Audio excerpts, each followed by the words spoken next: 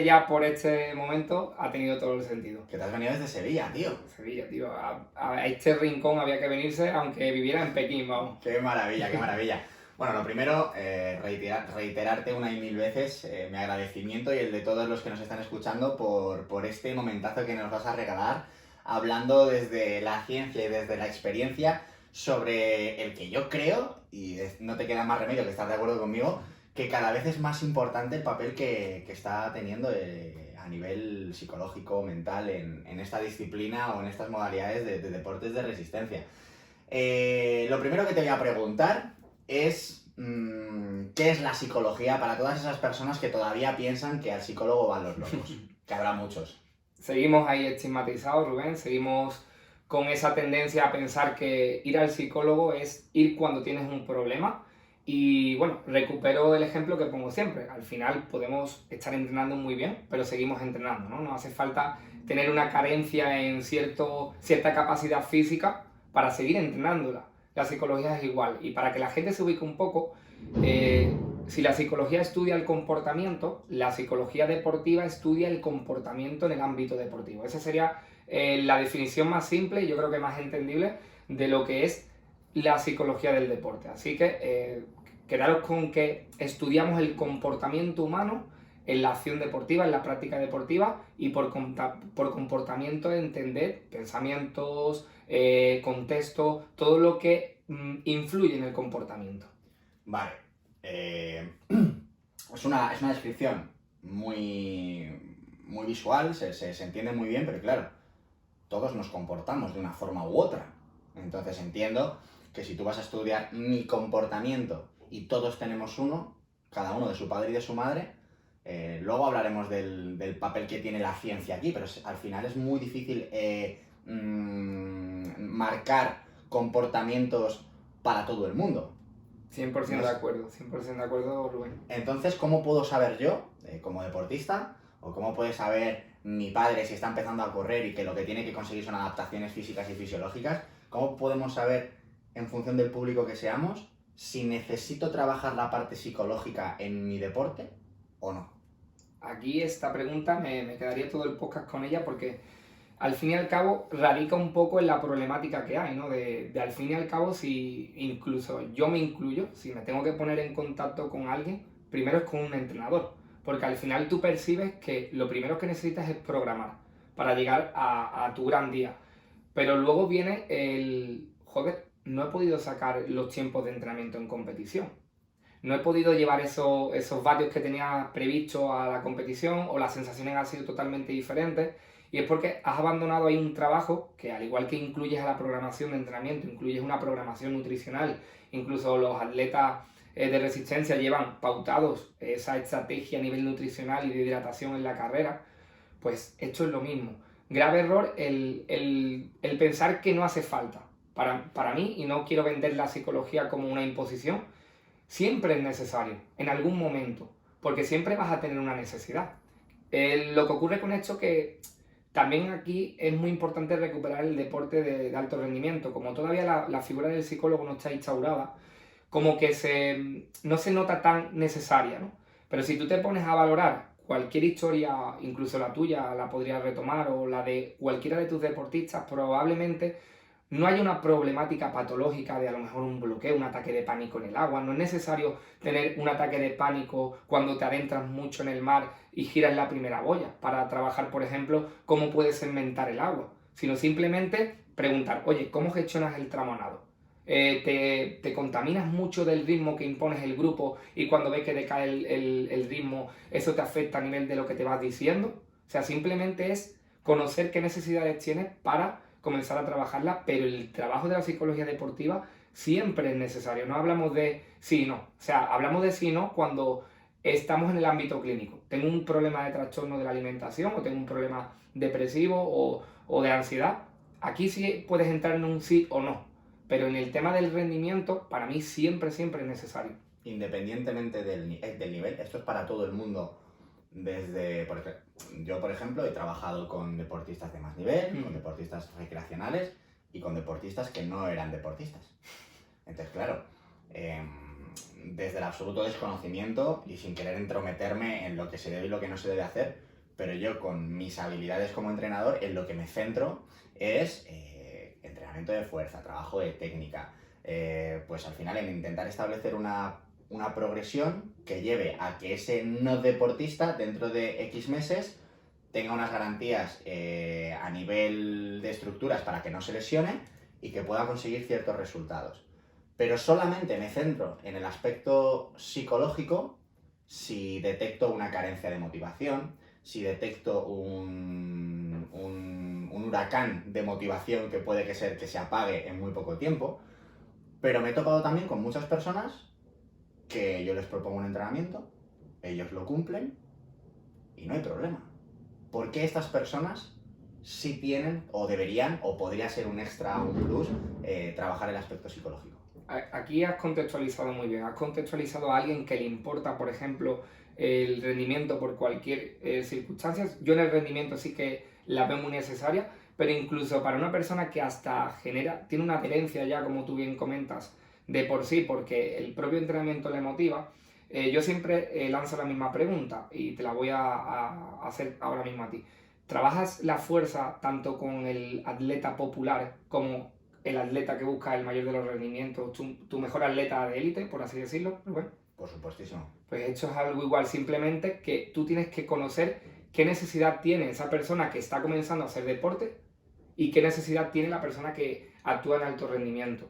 En alto rendimiento las necesidades van a ser otras. Es cierto que por ensayo-error estas personas ya de tanta exposición tienen consigo herramientas que ya aplican, aunque sea de forma entre comillas inconsciente, pero incluso para una persona que comienza a nivel deportivo su primera maratón, algún reto de este calibre, más importante es porque más, entre comillas, problemas, no me gusta la palabra problema, más necesidades va a tener para, por ejemplo, adherirse o, por ejemplo, mantener altos niveles de dolor o cualquier sensación que para ella va a ser nueva. O sea, tú date cuenta que al principio quizás no se ve necesario, pero van a empezar a aparecer sensaciones que la persona va a experimentar como nueva.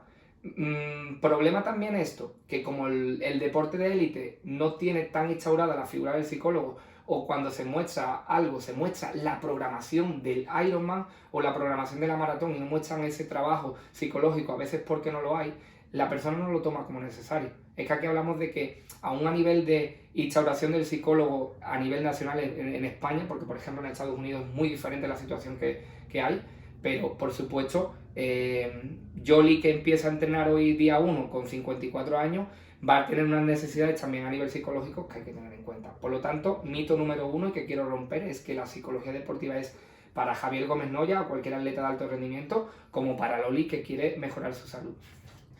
Es curioso porque es cierto que la gente popular o la gente más que entrena más a nivel recreacional y amateur puede pensar eso que acabas de comentar y es un mito que está ahí latente, pero me cuesta creer, y esto te lo pregunto una vez más desde el más absoluto desconocimiento, me cuesta creer que la gente de élite esté abierta a trabajar con psicólogos especialistas, porque al final entiendo que un deportista de élite que ha llegado a ser élite por el motivo que sea, tiene sus patrones, tiene sus convicciones, tiene sus manías.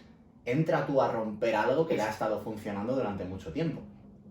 Totalmente de acuerdo con esto, Rubén, y de ahí el trabajo ya, ¿no?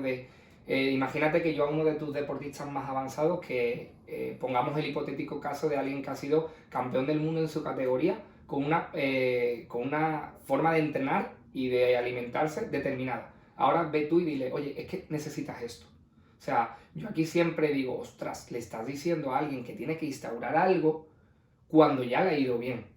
Pero tú te pones a mirar la vida de esa persona y simplemente tienes que rescatar lo que ha hecho. Lo que ha hecho, y aquí recupero tu caso. Te pegaste en el Ironman las 10 horas que hiciste hablando contigo mismo. O sea, muchas veces con estas personas que ya lo tienen tan instaurado, una manera de entrenar y de alimentarse y no tener en cuenta la psicología es hacerle consciente de que ha estado estableciendo estrategias psicológicas como el autodiálogo, la gestión de la ansiedad bajo el arco de meta, para rescatarle y decir, aquí las tienes, las has utilizado, pero no lo has hecho de forma voluntaria o lo has hecho de forma intuitiva, pero pueden afinarse. Es como si alguien nunca ha entrenado programado, teniendo en cuenta sus necesidades, y ahora lo va a hacer. En un directo con Fernando Alarza se lo comentaba, estamos hablando de un chico que está, para quien no conozca a Fernando Alarza, deportista, triatleta de élite de la Armada Española, y tuve la oportunidad de hablar con él y decirle, oye, Fernando, porque como que vinculaba la psicología más cuando hay un problema, ¿no? Me rescató un ejemplo de un momento en el que tuve una problemática a nivel, no sé, no recuerdo muy bien si era de ansiedad, en competición, etcétera, y le dije, no, tío, pero es que no es necesario tener un problema. Tú sigues entrenando la resistencia y eres uno de los atletas a nivel mundial más resistentes. Es simplemente afinar esos aspectos que nunca has tenido en cuenta y que lo has hecho de forma no tan intencionada. Entonces, ahí entiendo que con esa persona que tiene, es como hablamos de la técnica de carrera. Yo cojo ahora a un deportista que lleva corriendo 35 años con una mala técnica, incluso instaurarle una nueva técnica sin una correcta programación y acercamiento puede ser incluso contradictorio, ¿no? Porque ya tiene el patrón súper instaurado. Pues aquí hablamos de lo mismo. Ya también ahí es en función de valorar si conviene meter algo nuevo o simplemente hacerlo consciente y afinar un poco ciertos detalles. ¿Qué problemas habituales ves en el día a día trabajando con deportistas que se pueden solventar de una forma más o menos sencilla a través del trabajo psicológico? ¿Cuáles son esos problemas del día a día que a lo mejor no detectamos como deportistas y que metiendo 3 detalles con un profesional como tú se puedan solucionar? Pues mira, si quieres te pongo 2 ejemplos. A nivel de rendimiento, el que hagas que lo que entrenas te lo lleves a la competición o al día de la prueba, hablamos también de oposición, o sea, que lo que estás entrenando también te lo lleves al día de la oposición, a que si simplemente no compites ni opositas, pero quieres mejorar cierta marca en una distancia o en un levantamiento, que seas capaz de llevarlo a ese día en concreto. Y, por ejemplo, a nivel más de salud, pues la adherencia. O sea, disfruto mucho cuando trabajo la adherencia de una persona, todo el sistema organizacional, el trabajar simples detalles como programar en una agenda en lugar de la hora del entrenamiento, dejar colgado el chándal o las calzonas y la ropa deportiva justo al levantarte, y es un simple detalle que detona un nuevo hábito. Disfruto mucho, por eso te recupero lo anterior. Para mí los populares, como bueno, tú y yo somos, necesitamos más esos aspectos porque aparte de hacer deporte, tenemos otras vidas, una vida laboral y tenemos unas cargas que gestionar. Disfruto mucho de la psicología con los atletas populares precisamente por esto. Así que, por no extenderme mucho, con una persona que busca salud, me encanta cuando trabajo la adherencia, todo el trabajo contextual, etcétera, y con la gente de rendimiento que necesita cierto resultado en un día, pues que se lleve lo que entrena a la competición y no sufra la frustración de me han fallado los nervios, entre comillas, porque no son nervios, son ansiedad, el día de la prueba. ¿Has diferenciado, que yo te he invitado a que lo hicieses, entre deportistas recreacionales o amateurs y profesionales, pero entre chicos y chicas? Buah, qué bueno. ¿Hay diferencias? Buah, tremenda. De hecho, creo que al igual que las hay en el entrenamiento, yo lo observo mucho, por ejemplo, en el tema de quién me viene a entrenar para cierto objetivo u otro. Esto es una realidad, no voy a entrar en qué me pide cada género, pero es una realidad, hay diferencias. Y por supuesto que las hay también a nivel psicológico, al igual que las hay a nivel hormonal, ¿no? El simplemente hecho de que la mujer padezca la menstruación, bueno, padezca, no vamos a decir esa palabra, que tenga la menstruación ya ahí tiene un contexto psicológico muy diferente al género masculino. Entonces es una realidad y a nivel psicológico hay una demanda en una y en los chicos hay otras muy diferentes simplemente por esa diferencia fisiológica o de género, como quieras llamarle.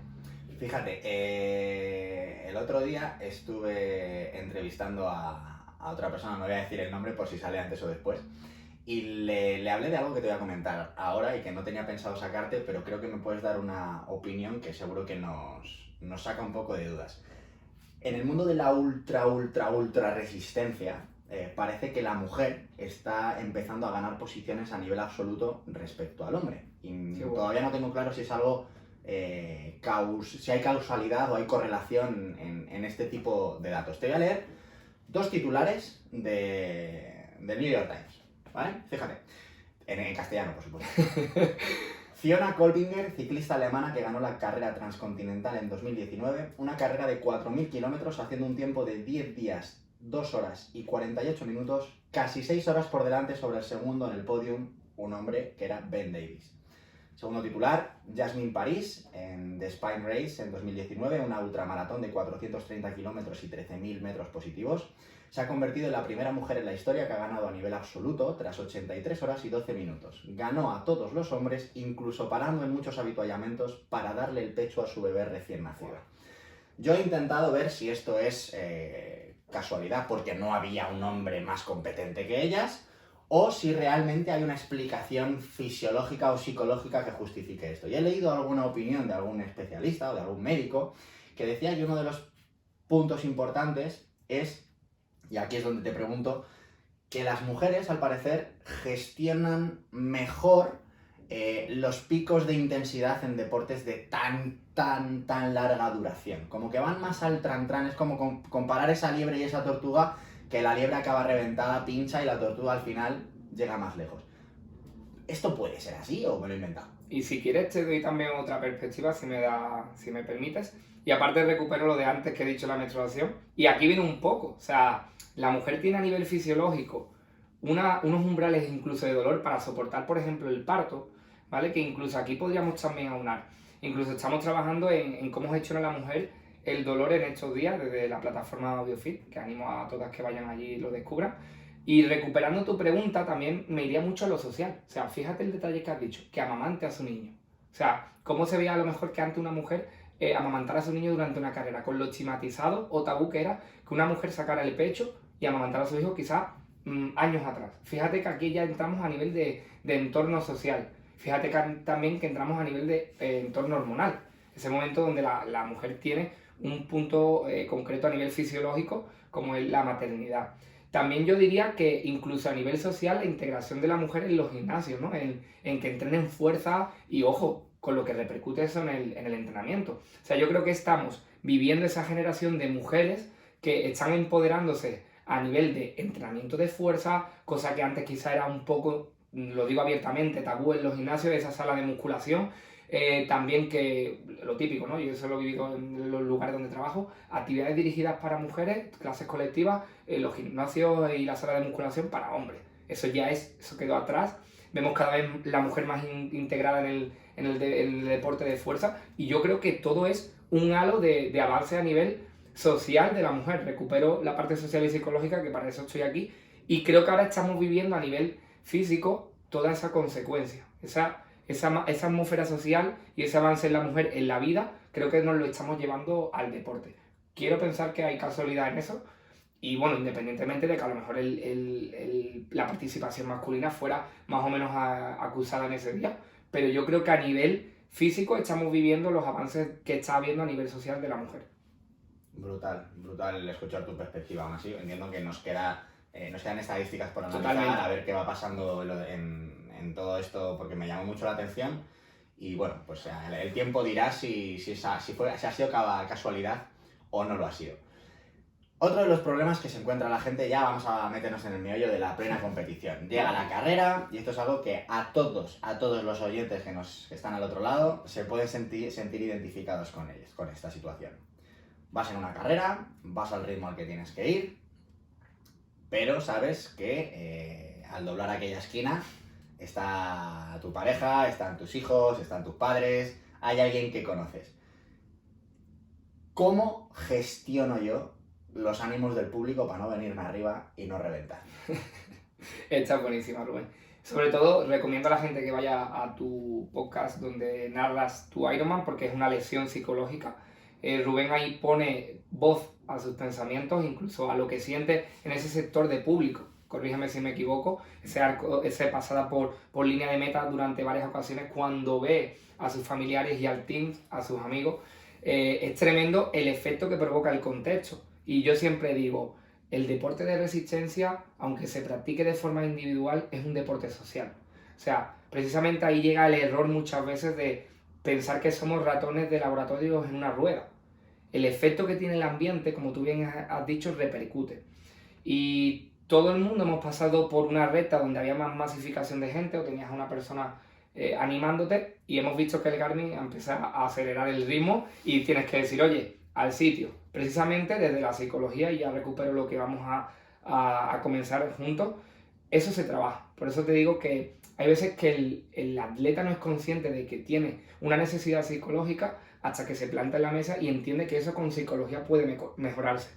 Adherirte a la estrategia. Podemos hablar de que en un concepto más teórico eso sería adherencia a la estrategia de carrera.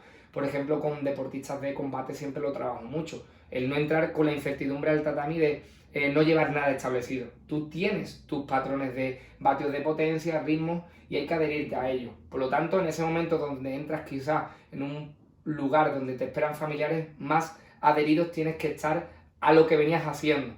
Entonces, previo a esa masificación de personas que sabes que puede afectarte, mirar el reloj, ver dónde vas y tener mucha cabeza. Disfrutarlo. Se me puede echar los vellos de punta nada más que de pensar en esos giros, y es inevitable que seamos impulsivos ahí. Pero precisamente ese autocontrol, me voy a lo psicológico, ese autocontrol es el momento idóneo para trabajarlo. De quizás sentirte y disfrutar el público porque te podría servir como estrategia de disociarte del dolor, y yo aquí meto una cuñita de lo que viene, disociarte del dolor en ese momento, no vivirlo, pero adherido al ritmo. Y luego a partir de ahí vuelve a sufrir, porque te queda otra vuelta de 10 kilómetros en ese circuito de 42 en tu Ironman, por ejemplo. Entonces, autocontrol en ese momento sería una de las cosas que trabajaríamos. Brutal. ¿Y el sufrimiento? Has dicho, Buah. después de cuando terminas ese tramo, esa calle abarrotada de gente que tienes que ir con el freno de mano echado, luego viene la hostia de realidad. Ya ves. Y que te lo digan a ti, ¿no? El dolor de pies era de pies que llevabas, ¿no? A mí yo sufro la vida entera. Yo creo que en ese punto sufre todo el mundo. Yo creo que hasta el élite ahí sufre porque... Sí. La pregunta es clara, que desde un punto de vista científico o desde tu perspectiva, ¿cómo se ha de gestionar el sufrimiento? Porque yo ya lo he dicho alguna vez y no es un ejemplo que deba de tomar la otra persona que está al otro lado. Yo, cuando algo me duele, me centro en el dolor, me hago su amigo y ya nada puede conmigo, ¿no? Pero entiendo que ese no es el mensaje. Bueno, aquí vamos a recuperar, bueno, eso lo vamos a meter al final mejor, ¿vale? Vamos a recuperar esa opinión vs ciencia vs experiencia. Ahora me voy a centrar en el tema de la disociación del dolor. Y bueno, ya he dicho la estrategia, disociarnos del dolor, asociándonos a aspectos técnicos, o sea, disociar y asociar. Cuidado. Disociarnos del dolor, es decir, no focalizarnos, por eso ahí luego vamos a debatir lo que tú haces, Rubén, que ojo, no lo veo mal, ¿vale? Luego lo recuperamos, pero lo que yo aquí recomiendo es no atender el dolor para atender aspectos más necesarios, como por ejemplo la técnica de carrera. Habéis experimentado que cuando os duele el pie, pues empezamos a arrastrarnos, las rodillas ya no suben lo suficiente y la técnica de carrera se desmonta. Es momento de focalizar tu atención, y aquí viene lo psicológico, en aspectos técnicos, a través del autodiálogo, que también lo comentaremos que es como herramienta, para focalizar, poner el foco en otro aspecto. Por ejemplo, en el tema de la readaptación deportiva, se utiliza mucho esta estrategia. Date cuenta que te puede llegar una persona con un dolor bastante acusado que comienza una readaptación. Le vas a decir que mueva lo más mínimo cierta articulación y va a notar dolor. ¿Cómo gestionas eso? Por eso fíjate que lo interesante de aquí es extrapolarlo de todas las disciplinas. Pues el simple hecho de que le digas, le pongas un puntero láser y digas, tienes que seguir el puntero láser por esta línea a la vez que vas haciendo la sentadilla y que no se salga de la línea que te he puesto en el techo.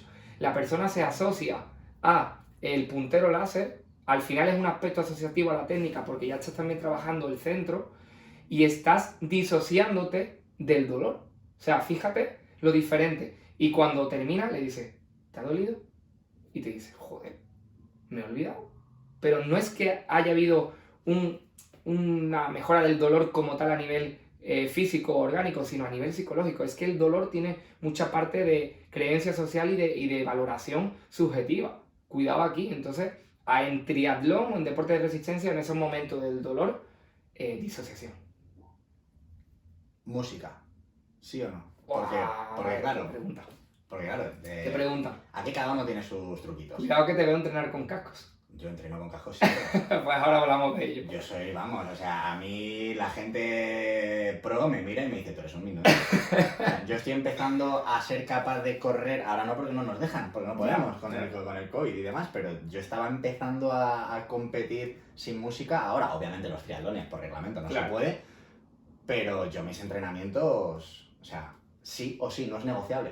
Vale. Entonces, sabemos que desde un punto de vista del rendimiento, con música se rinde más, salvo Eso. que estés adaptado a entrenar sin música, pero la música ayuda, pero también entiendo que te priva de esa capacidad de focalizar sobre esto que acabas de comentar. O sea, disociarte del dolor implica tener capacidad de foco, algo que hoy en día es lo cuanto menos complejo. Correcto. Por toda este cerebro multitarea que tenemos.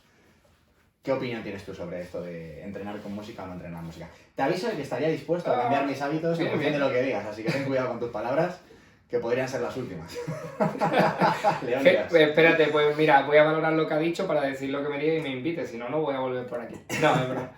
Luego, si quieres, lo volvemos a recuperar más profundamente al final, pero te digo, si hablamos de psicología, también recuperamos que la atención tiene una capacidad limitada. O sea, si yo cojo este vaso de agua y representamos que la atención es tener el vaso lleno, si voy metiendo estímulos sensitivos en todos los canales, a nivel auditivo, a nivel visual, sensaciones, tacto, estás metiendo en un canal auditivo algo que te demanda. Luego recuperamos la parte de experiencia, o sea, cómo tú vives la música y si eso te ayuda y estás adaptado a ello, luego ahí seré más flexible. ¿Qué te diría como tal si no te conozco? Si no lo tuvieras instaurado, mejor dicho. Esto viene mucho de la gente que empieza a correr sufriendo. O sea, esto viene mucho de la gente que empieza a correr porque no le gusta. Eso soy yo. Y empieza a hacer tiradas largas, infernales, que son, me muero en los últimos minutos y me tengo que poner la música. Pero aquí ya estamos disociando con otros aspectos que no son los técnicos. Un tío como tú, que ya tiene muy instaurado el patrón técnico, lo trabajas luego en el gimnasio, quizás sin música, yo aquí tengo que ser flexible y luego recuperamos esto de la flexibilidad. Pero a nivel psicológico no sería lo más adecuado. Y te digo por qué, porque luego no compites con ella. O sea, te quito la herramienta con la que entrenas a diario y el día de la competición te digo, ala, vete para allá. Afróntate al dolor sin tu herramienta diaria. Te dejo en pañales. O sea, por eso nunca y siempre recomiendo, nunca recomiendo entrenar con música para alguien que me viene de nuevo. Le ayudo a afrontar el dolor. Fíjate que ya estaríamos recuperando la parte más amateur de alguien que se inicia. Y precisamente porque va a ser una herramienta que probablemente no pueda utilizarla para competir. Le doy herramientas que sí. Esto es muy típico en opositores. Me vienen con la música y digo, quítatelo, que en Ávilas, cuando corras el 1000, quizás no te dejen. Entiendo que a veces sí, pero bueno, yo siempre intento controlar un aspecto controlable que ya si te lo quitan allí, oye, tienes otras herramientas para gestionar el dolor. Pero este es mi punto de vista y luego nos vamos a lo flexible. Yo he preguntado sin ninguna intención de que corroboraras la mierda que crees que me sé. Yo si pregunto algo es porque estoy abierto a nuevas ideas y desde luego soy muy consciente y esto es como cuando sabes que algo es de una forma pero tú te acomodas, ¿no? Yo soy el primero que le he dicho a mis deportistas más de una vez y de hecho esto lo hemos trabajado, este rodaje lo haces sin música. Eso es. Este tal lo vas a hacer, estas series las vas a hacer sin música o con otros aspectos, ¿no? Pero claro, el tomar yo luego la decisión sabiendo lo que para mí supone, que yo disfruto mucho entrenando con música, pues bueno, digamos que es un hábito que he cogido y que me está costando desengancharme a él, aun siendo consciente de que no es lo idóneo. Has comentado antes ciencia vs experiencia y en tu ámbito, en el ámbito de la psicología, me suscita mucha curiosidad qué opina alguien que tiene mucha formación sobre psicología, que también tiene mucha experiencia en el mundo del rendimiento en deportes de resistencia. ¿Qué pesa más? ¿Lo que diga un paper, lo que diga una revisión de estudios o lo que le valga a Perico de los Palotes, que es el que al final está sufriendo y tiene sus problemas? Exacto. A ver, primero asentar las bases, como digo siempre, ¿no? La ciencia como colchón, pero no como algo ya intocable. Te recupero un ejemplo. El entrenamiento HIIT para la pérdida de grasa. Y el grupo que se utiliza experimental son atletas muy entrenados. No es mi atleta que me llega después de echar 8 horas de trabajo y que quizás no puede entrenar a esa intensidad o no tiene esa experiencia en el entrenamiento. El problema del paper o de la ciencia es llevarla a un contexto que no es el real, es inferir ese resultado a un sujeto que empieza a entrenar y no es entrenado, y tú estás recopilando esa ciencia de un grupo que no se parece ni mucho menos a la persona que estás incorporando ese conocimiento. Tú dices muchas veces, y es una frase que me enamora, 10% ciencia, corrígeme si me equivoco, 90% arte. Pues aquí en psicología ocurre lo mismo. Yo he estudiado muchas veces que, bueno, que tienes que tener cuidado con el ambiente que estableces con la persona, pero oye, si a mí me sale darle un abrazo a mi gimnasta cuando sale del tapiz después de un campeonato de Andalucía y lloro con ella, lo hago. O sea, cuidado con no llevar lo que dice el manual al extremo. Y aquí en psicología recupero lo que tú dices muchas veces. Yo te digo qué pros y contras tiene la zona y frecuencia cardíaca. ¿Qué pros y contras tiene entrenar en el modelo tradicional, en el modelo por bloques, en el modelo polarizado? Pero luego tú incluso incitas a la persona a conocer y quedarte con lo mejor de cada uno e integrarlo. Y hay veces que tú ves la programación y te dices, madre mía, como esto lo ve a mi profesor de universidad, me suspende programación.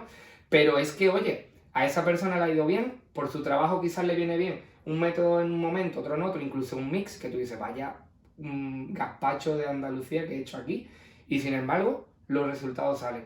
Entonces para mí psicología es ese es tener en cuenta la ciencia, y es ese arte que muchas veces simplemente es tener en cuenta la ciencia también, es tener en cuenta estímulos del entorno, contexto, y eso es ciencia. O sea, muchas veces ese 90% arte es tener en cuenta más allá del artículo científico, y al final podríamos decir que es 100% ciencia. Así que yo me identifico mucho con lo que tú dices a nivel de entrenamiento, pues igual, exactamente igual en psicología. Para ir cerrando un poco esta presentación sobre el papel de la psicología en deportes de resistencia y en deportes en general, a los entrenadores se nos llena mucho la boca, y esto es una autocrítica a todo mi sector, el que quiera echarme palos que me los eche, no me importa, se nos llena mucho la boca con esto de los equipos multidisciplinares de trabajo. Cualquier entrenador que tú le preguntes si tiene la posibilidad de trabajar en un equipo multidisciplinar, es una suerte poder hacerlo, pero casi siempre se contemplan 3 áreas muy claras: entrenamiento, nutrición y fisioterapia. En algunas ocasiones alguien te podrá decir que cuentan con apoyo psicológico o trabajo a través de un psicólogo deportivo o psicólogo a secas. ¿Cuál es tu opinión o cómo ves tú el papel real? Nos has comentado y nos has dejado muy claro en la entrevista cuál es el peso que tiene la psicología en el rendimiento y en la adherencia de un deportista a su programación. Pero saliéndonos de cómo deberían de ser las cosas, ¿cómo ves tú el panorama? ¿Crees que es una profesión reconocida? ¿Crees que es un trabajo que se está utilizando, que se está aplicando? ¿Y hacia dónde crees que debería de ir? Rubén, precisamente por eso te agradezco que yo esté aquí. Hasta que no se empodere la psicología desde gente que ya tiene una autoridad en el tema del entrenamiento, la fisioterapia y la nutrición, esto no avanza. Pero también te voy a hacer una crítica a mi gremio, y así nos reparten los palos a la mitad, ¿vale? Te lo agradezco. Así no nos llueven a ambos.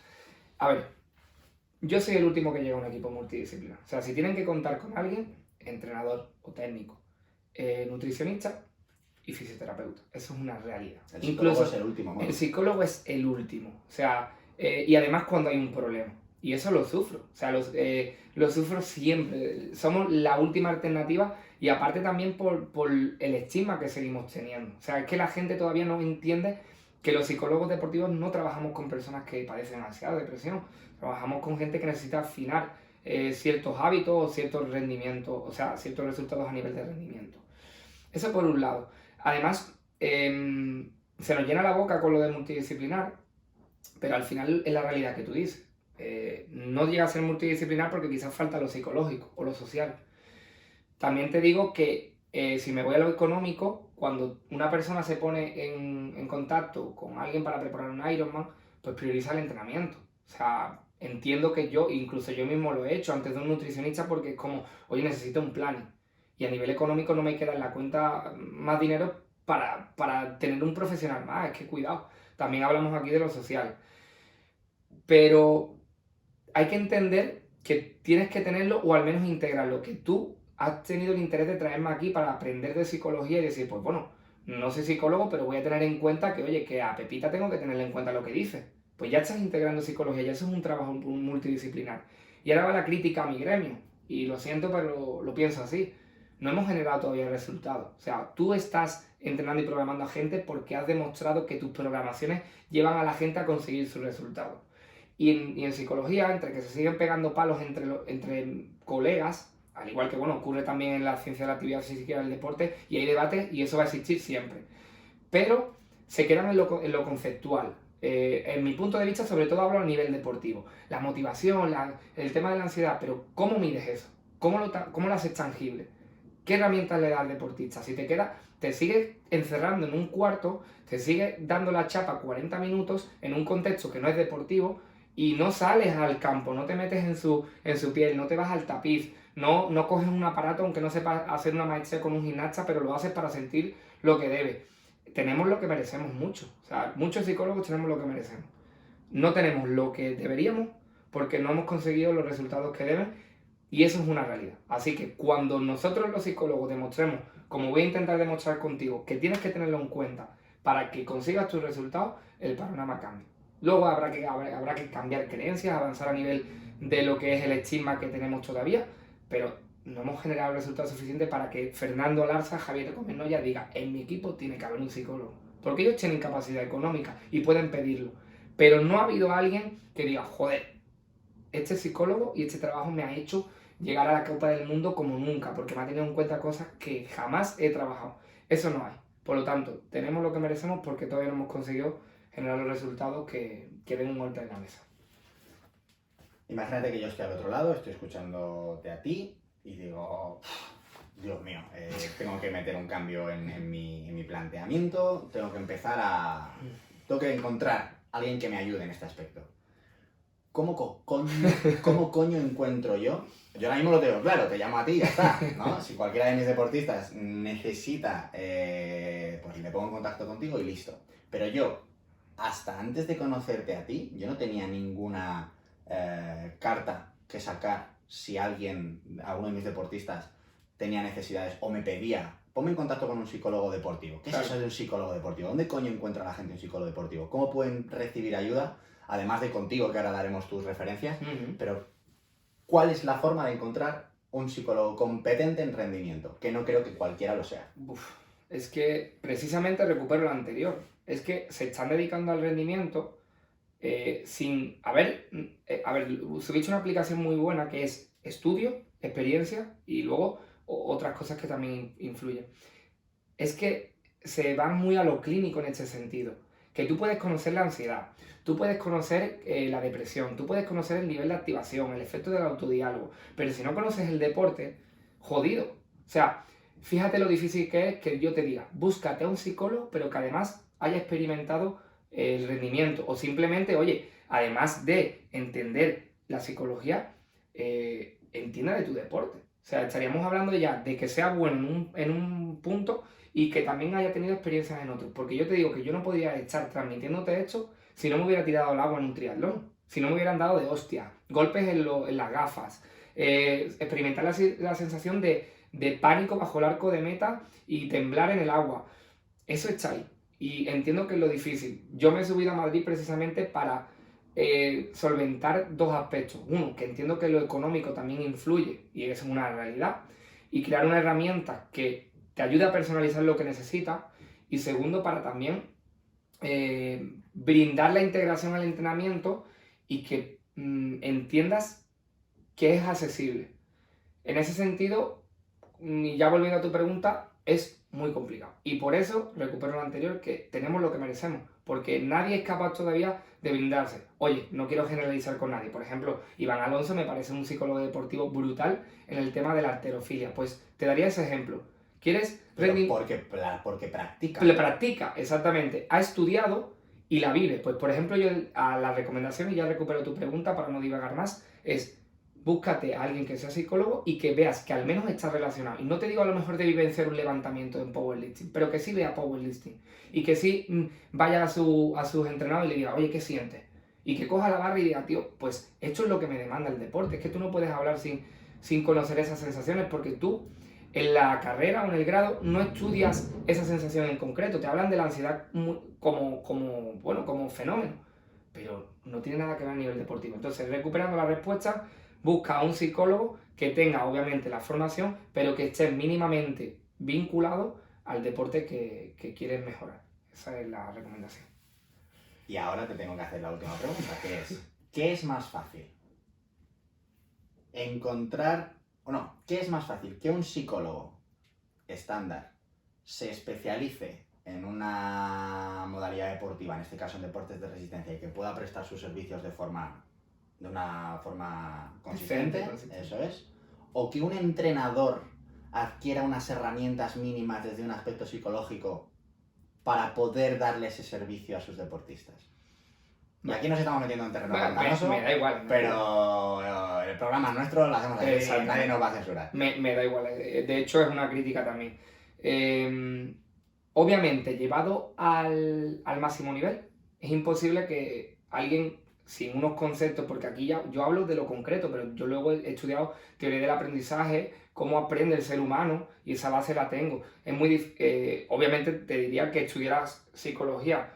Entiendo que hay gente que quiere simplemente integrar. Yo tengo gente que me dice, oye, Infante, hazme una mentoría, hazme una consultoría para saber cómo integro tú me pides a mí, oye, Infante, quiero aprender cómo integrar la psique del deportista. Esto lo has hecho conmigo y con Grace, ¿vale? Exactamente, lo hemos hecho y es viable, y yo creo que es necesario que tú, Rubén, en las carreras y en todas las carreras en fisioterapia, nutrición, se estudie la parte psicológica, que parece que aquí, que si yo soy entrenador y digo que tienes que crear un superávit calórico, cuidado que te estás metiendo en nutrición, tío, no, te estás dando una recomendación, que tú a tu atleta sepas que sufre mucho el entrenamiento de 5 por 1 kilómetro recuperando 2 minutos parados, y entiendas que a nivel psicológico, si estudias si tienes en cuenta su atención y fraccionas ese kilómetro en un 200%, un 200 metros a R5 y luego el resto hasta el kilómetro que son 800 a R4 o R3 Plus, estás teniendo en cuenta la psicología de ese deportista. O sea, estás integrando.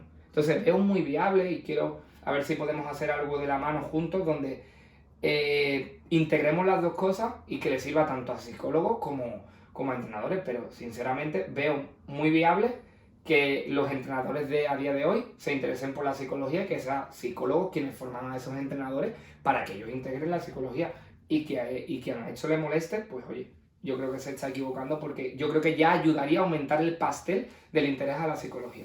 Sí, yo creo que si apartamos un poco los egos y ponemos como prioridad la causa común por la que estamos aquí, entrenadores, nutricionistas, fisioterapeutas y psicólogos, y incluso médicos, que es ayudar a las personas de la mejor forma posible, pues tendría todo el sentido del mundo.